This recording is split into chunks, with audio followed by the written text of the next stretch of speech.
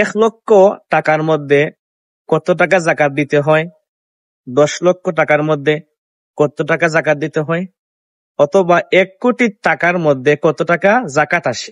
আজকে আমরা জাকাত বিষয়ে ইনশাআল্লাহ আলোচনা করব।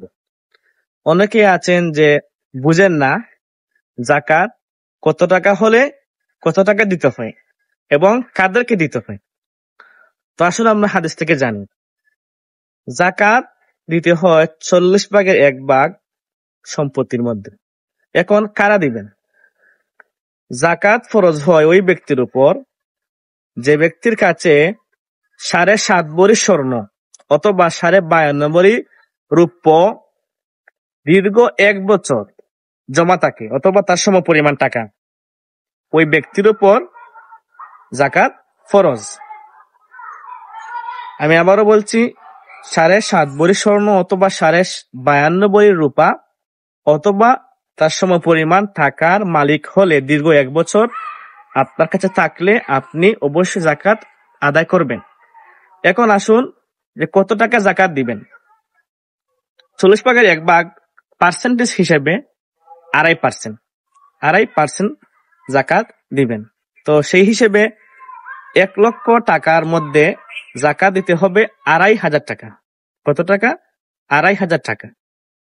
তো সেই হিসেবে আপনারা নিজেরাই হিসাব করুন, 5 লক্ষ টাকা হলে কত টাকা আসে, 10 লক্ষ হলে কত টাকা আসে, 1 লক্ষ টাকার মধ্যে কত? 2,500। এখন কেউ যদি 1 কোটি টাকার মালিক হন, আমাদের সমাজে তো কোটিপতি মানুষের অভাব নাই। কোটিপতি মানুষ কি কম আছেন? না, বেশ মানুষই কোটিপতি ওয়ালা। তো 1 কোটি টাকার মালিক হলে ওই ব্যক্তিকে কোটি টাকার উপরে 2.5 লক্ষ টাকা জাকাত আদায় করতে হবে। এখন ওই ব্যক্তি তো মাথা ঘুরিয়ে পড়ে যাবেন যে বাবারে 2.5 লক্ষ টাকা, অথচ এটি কিন্তু কোন ধরনের হার্ড কিছু নয়। আল্লাহ পাক দিনকে সহজ করেছেন। আমরা নিজেরা নিজেদের উপর দিনকে কাঠিন্য করি, আদায় না করে বা আইন মান্য না করে। সুতরাং আমরা জাকাত দিব পার্সেন্টেজ হিসেবে 1 লক্ষ টাকার মধ্যে 2,500। সেই হিসেবে আপনারা যদি 2 লক্ষ টাকার মালিক হন অথবা 3 লক্ষ, 4 লক্ষ, 5 লক্ষ, যার কাছে যত টাকা আছে আপনারা সেই হিসেবে জাকাত আদায় করবেন।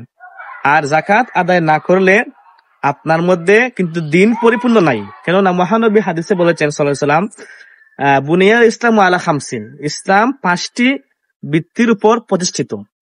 যেমন আমরা কোনো ঘর তৈরি করতে হলে অবশ্যই পিলারের প্রয়োজন, পিলার ছাড়া ঘর হয় না, খুঁটির দরকার হয়। তো ইসলামে খুঁটি 5টি: কালিমা, নামাজ, রোজা, হজ, জাকাত।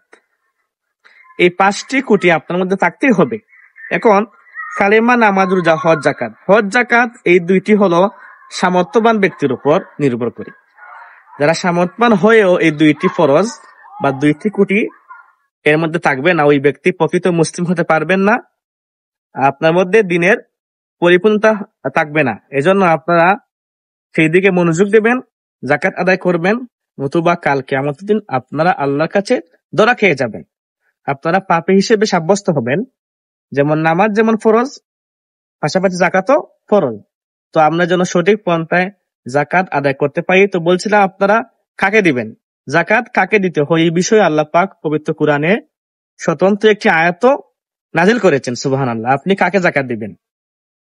তো এই আয়াতের মধ্যে আল্লাহ পাক 8 শ্রেণীর ব্যক্তিকে জাকাত দিতে আল্লাহ পাক বলেছেন।